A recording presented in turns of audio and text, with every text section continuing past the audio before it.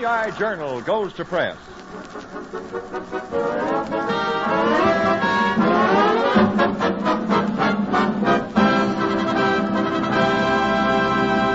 Yes, sir, it's the GI Journal again, the special service radio newspaper of the AEF. And now, fellas, I'd like you to meet a man with a real military voice. He's always at ease, while his tone is AWOL. Your editor-in-chief for this edition, Bing Crosby. Hiya, men. Hiya, Bing. Well, it's happy I am being here on the old GI Journal again. So cut yourself in on another printing party, men. We've got your 5-star edition ready to roll, and your 5-star reporters ready to keep her rolling. There's Georgia Carroll, one of your favorite pin-up girls, to edit the letters to the editors. Arthur Q. Bryan is here to mend broken hearts with his advice to the lovelorn. Ish Kabibble, who's in charge of the poetry and the random scribbles sent in by you men. John Scott Trotter in charge of strings and brass. And Mel Blanc and Harry Mitchell, two handy characters standing by. Of course, our star roving reporter is Professor Colonna. And he should be calling up with a story any minute. Hello, Chief. Colonna, are you busy working on a story from a fighting front? Yes, indeed. I'm calling from the loading dock overseas. I'm working very hard here. I'm stacking up some boxes. Oh, Professor. One of the neatest stacks. Women, always women. Old head must lasso him with that stash of his, but there you have it. Our staff is ready and waiting, so let's start printing up the first page. And it's music that steals column 1. Start trotting, Johnny. How's your romance? Thank your lucky stars. Yes, thank your lucky stars. It's doing fine. Keep your romance as sweet as candy bars. Thank your lucky stars like I thank mine. Everybody's living on less and less, but you're okay. You big success. You got your romance. That's the only thing. They won't be rationing. They don't know how. So thank your lucky stars right now. How's your romance? Well, thank your lucky stars. Yes, thank your lucky stars. It's doing fine. Keep your romance as sweet as candy bars. And thank your lucky stars like I thank mine. Everybody's living on less and less, but you're okay. Great big smashing success. You got your romance, and that's the only thing. They won't be rationing. They don't know how. So thank your lucky stars right now. Fine musician, and men, really fine musician. And now it's about time for us to turn to... Stop the presses, stop the presses. Why, Ishkabibble, they're not even going. They've been stopped all day. What's the idea of busting in here with all that noise? Well, I thought it made a dramatic entrance. Well, now you're on. I hope you can get off with a laugh or two, Ish. Where are the poems that the men V-mailed our way this week? Well, here they are, Chief. All set to be printed into Fuses to the Muses Corner. Just listen to this here now poem from Jack Stewart up in the Aleutians. It's about bayonets. Proceed. The secret of bayoneting is control and restraint and putting yourself where the other bayonet ain't. Well, that calls for a cutting topper, but I'm empty, Ish. Something. Well, here's one from Private Harry Collins, and it's a fine piece of work. You mean the language is poetic?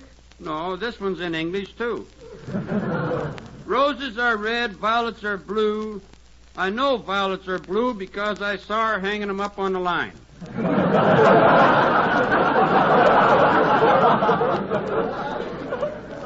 Funny place to hang a hat. But you other men out there, remember, you can have your poems read on the old GI Journal, too, by simply sending them in. Just address Special Service, Los Angeles, USA. And now it's about time to turn Excuse me, Mr. Crosby, but I believe you recently ran an ad for a supply sergeant. That's right. Well, sir, my name's Lamb, and I am here in answer to that classified ad. You? Yes, sir. I feel I am fully qualified for the position. As a sergeant? Yes.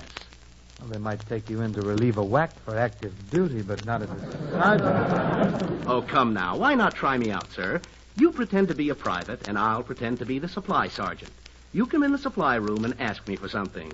I just ask for anything at all, huh? Yes, sir. Anything at all. Okay, here I go into the supply room. Sergeant Lamb, can I get a shoelace? No, you can't get a shoelace. Now get out of here. Scram!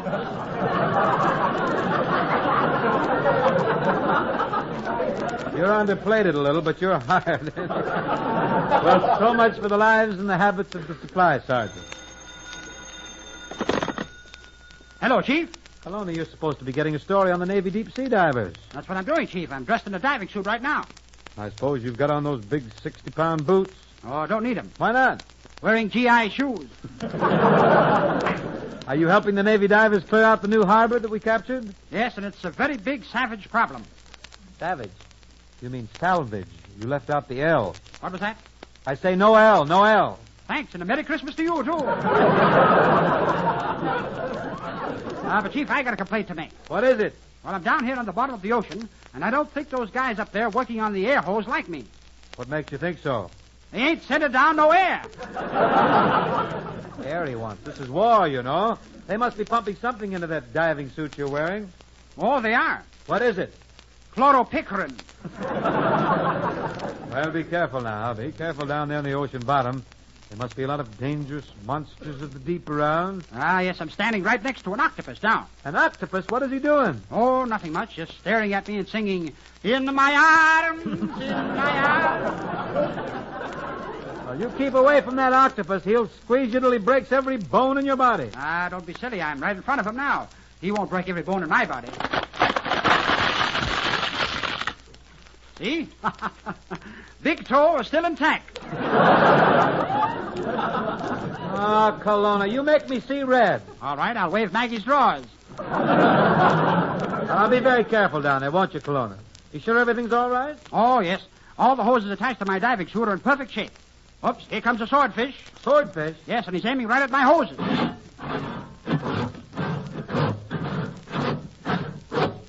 Kelowna! Kelowna, what happened? Sorry, your party was just cut out. Ah, yes. And over here in column 2, page 4, there's a little spread about trees. Los Arboles. So we're pointing now to Poinciana.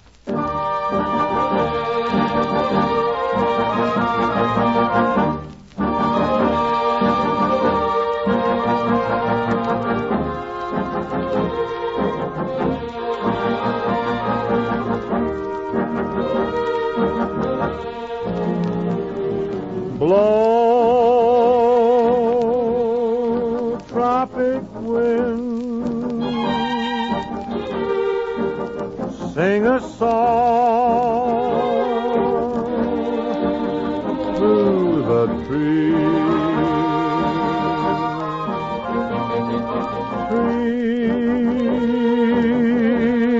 sigh to me. Soon, my love, I will see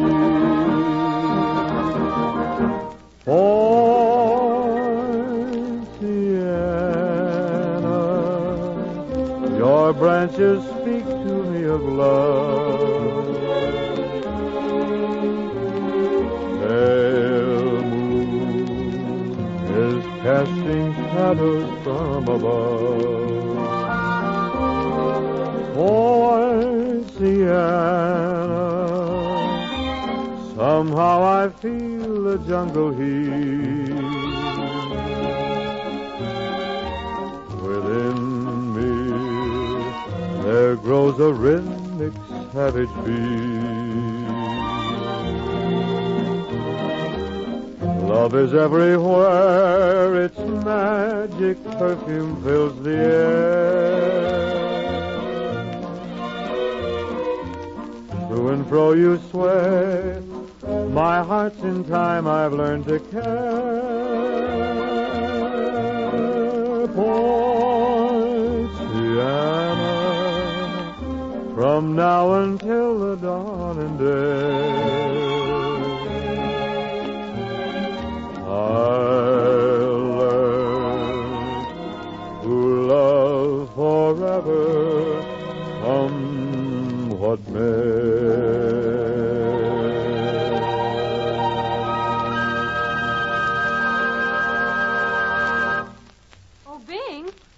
Georgia, Carroll, how about this? Last week, lovely Linda Darnell helped me with the letters from you fellas overseas, and this week it's gorgeous Georgia Carroll. Get a load of the female I get with your female. Well, here I am with a male. Let's play post office. Best offer I've had this season. I'm sorry, Bing, but not that kind. Bright blonde, but the wrong post office. Now, Bing, you might as well be sensible about this. Yeah? I'm much, much too tall for you. Oh, don't let that bother you, gal. I'm used to tall girls. I've always gone out with tall girls. Really? Really?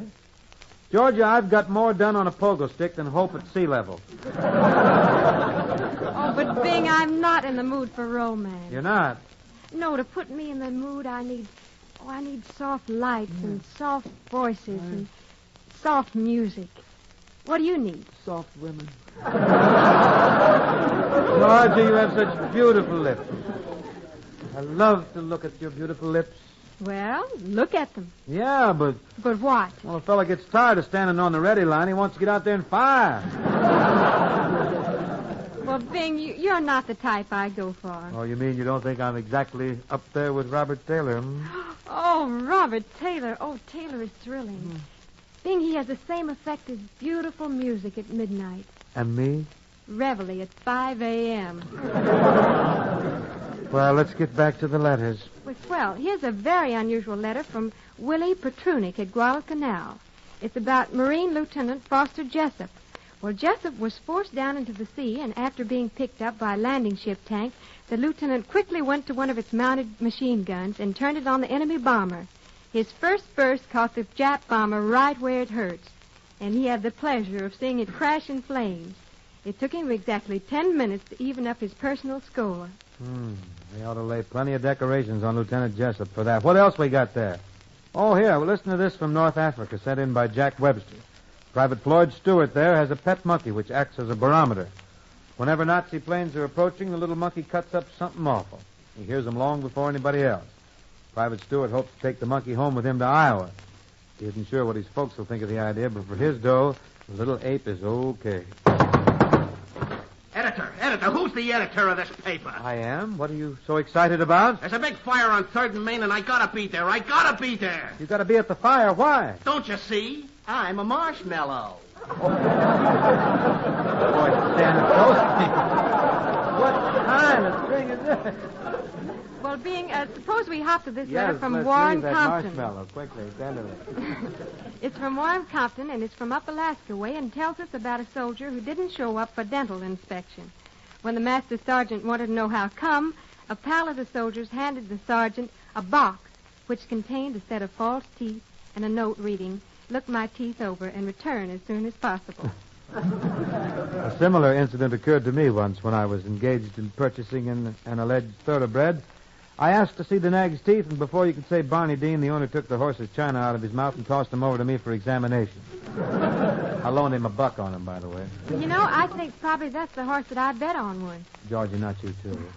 I had such hopes. But before we get too involved in racehorses, I'd like to mention some fine letters from Privates Miles Patrick, Harry Curzon, and a whole lot of others. You men out there remember us, huh? And send in any little stories or facts that you might run across. Gosh, yes, and just address it in care of Special Service, Los Angeles, USA. Right you are, gal. But why should we keep talking when you could be singing? Take it, Georgia.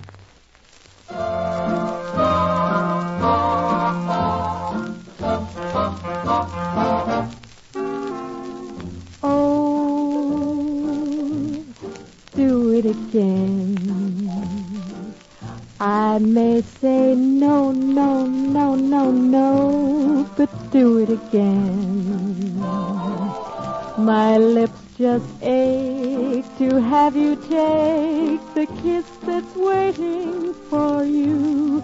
You know if you do, you won't regret it.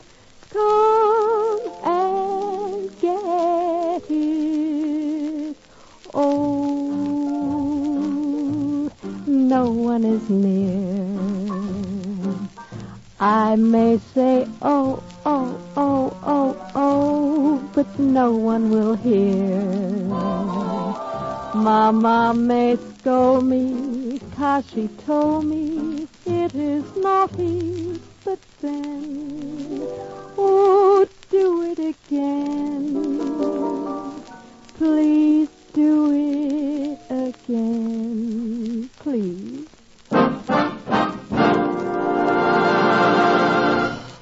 And now we come to the department of unrequited love, of romance that has hit the rocks, and of the well-known pash that's turned to pish-posh. Where can our editor be? So I am, Mr. Crosby. The love-worn Waddy himself. Boy, the fellas have written in some killer doers this week. Well, Arthur Q, proceed with the first one, huh? All right. Here's a bit of lopsided romance from Private West Cornwell. He says his wife has taken a job as a rubber in a Turkish bath. Ladies' department. Why is the soldier so upset? Well, he says he doesn't want his wife to work her fingers to other people's bones. Hey, you know, Rosie Love was once a masseuse. No, you mean masseuse. No, I mean masseuse. She didn't use that alcohol just for rubbing. Rosie once got into a lot of trouble, too. One day she left a big horse of a woman in the steam box too long. A big horse of a woman? What happened?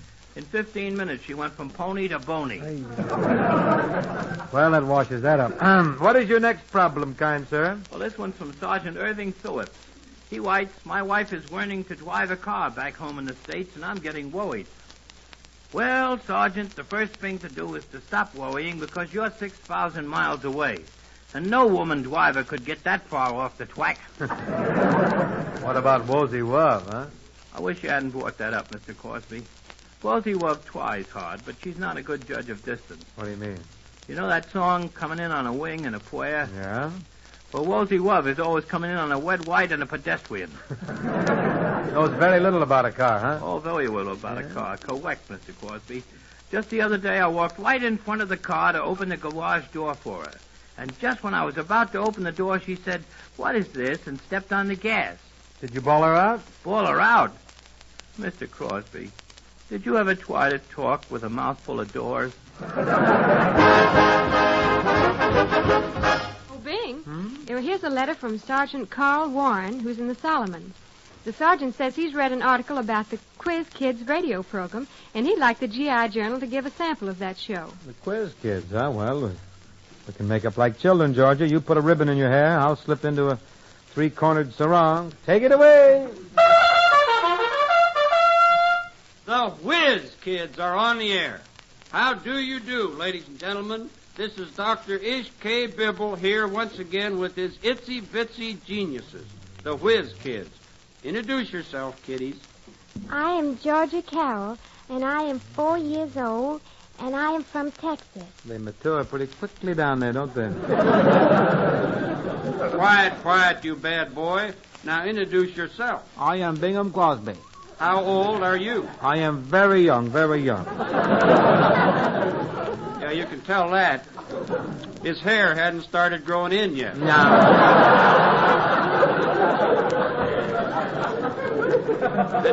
And now, children, let's get on with the program. Incidentally, listeners, these kids here are so sophisticated and so advanced they don't even believe in a stork. Are you kidding? All right, children, now for the first question. If someone asked you how to go to New York from Los Angeles, how would you go? I see Bingham has his hand up. Well, first I would drive to Albuquerque, then I'd drive to St. Louis, then I'd drive to Chicago, and then I'd drive to New York. Very good, my child, very good. But tell me, where did you get all that gas? I got a hangover. And now for a question on music. I know. No, not you, Bingham. You, Georgia. Georgia, you tell us now, what are the 4 types of singing voices? The 4 types of singing voices? Yes. Soprano, alto, space, and Sinatra. Very good. Very good.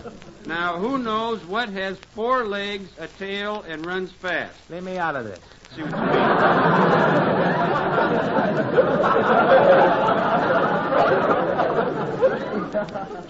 Children, we're not making a very good showing. Now, here's a question on geography. Where are the Andes? They're on the radio with the Amoses. Yes, sir. These kids are geniuses. Oh! What's the matter, Bingham? I'm teething. Teething? He means his plate's loose.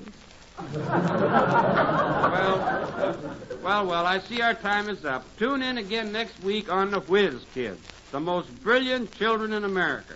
These children appear here every week of their own free will, and they're perfectly satisfied with the salary I give them.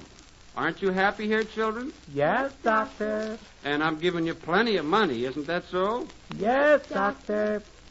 Pistol packing doctor, lay that pistol down. Thank you, Ish.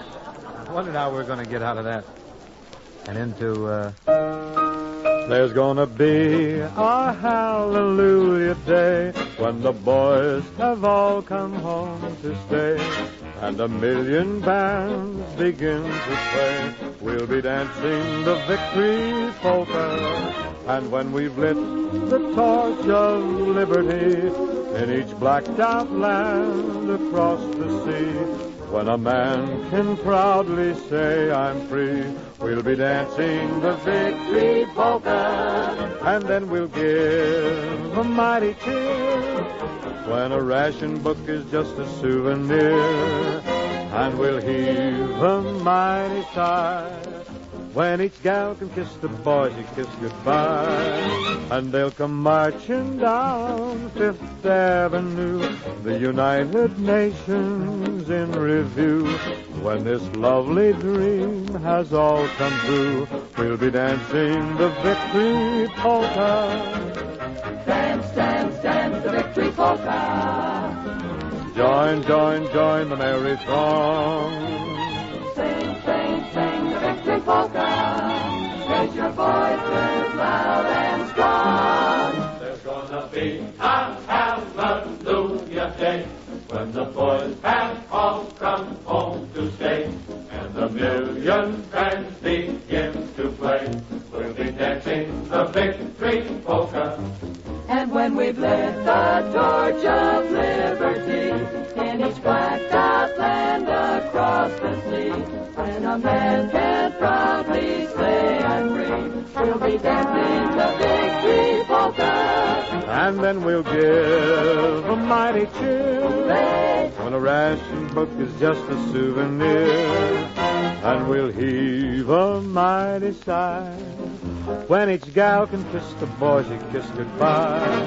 And they'll come marching down Fifth Avenue, the United Nations in review. When this lovely dream has all come true, we'll be dancing, we'll be romancing, we'll be dancing and romancing the victory polka.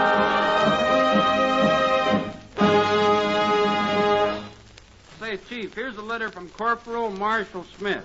He would like to run an ad in our paper for an operatic voice. Now, there must be someone around here who fits the bill. Not me. Not me. Not me. Guess who?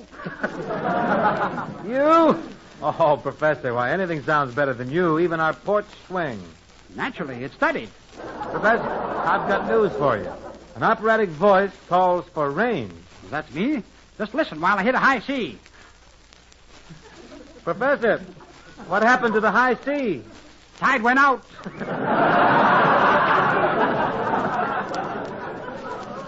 But I see you want proof. I'll show up, you scoffers. Just piano. My baritone is too rich for an orchestra. 1, 2.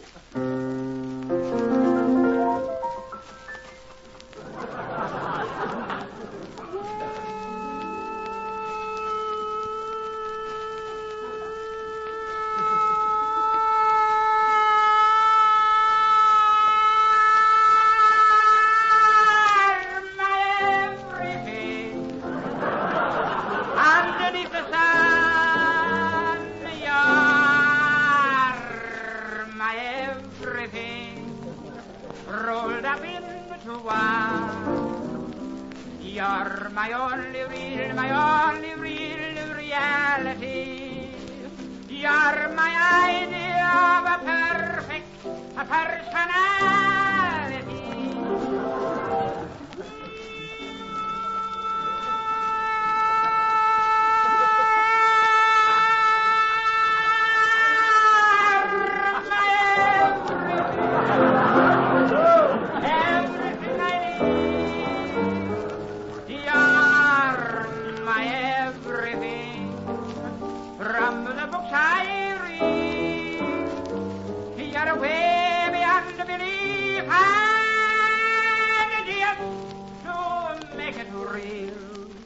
You're my winter, a summer, a rain,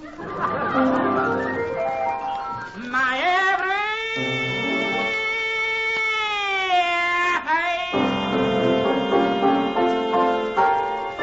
Oh, and to think I formally flinched at Bob Burns' bazooka. Just by way of retrieving music from disgrace, I feel greatly emboldened to read this letter from Johnny Dance. He says he and his gang down Pacific Way would like to have us all do a little barbershop trim on a song called A Bicycle Built for Two. Well, I'll just use the clippers on the chorus once so you remember the words, then you'll all join in, huh? Daisy, Daisy, give me your answer due. I'm half crazy, all for the love of you. It won't be a stylish marriage. I can't afford a carriage. But you'll look sweet upon the seat of a bicycle built for two. Now, Tony, Wally, and Ed at APO 252, and everybody else, latch on with us, huh? Here we go. Daisy, Daisy, give me your answer too. I'm half crazy, all for the love of you. It won't be a stylish marriage. No. I can't afford a carriage. For you look sweet upon the seat of a bicycle built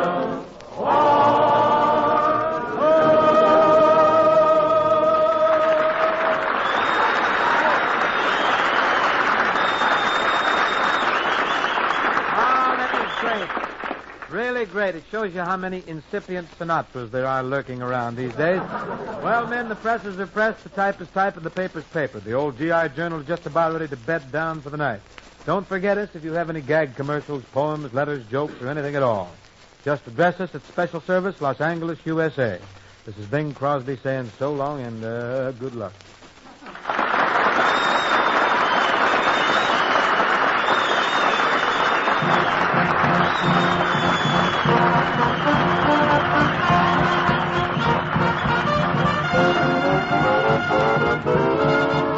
The GI Journal. It's the GI Journal.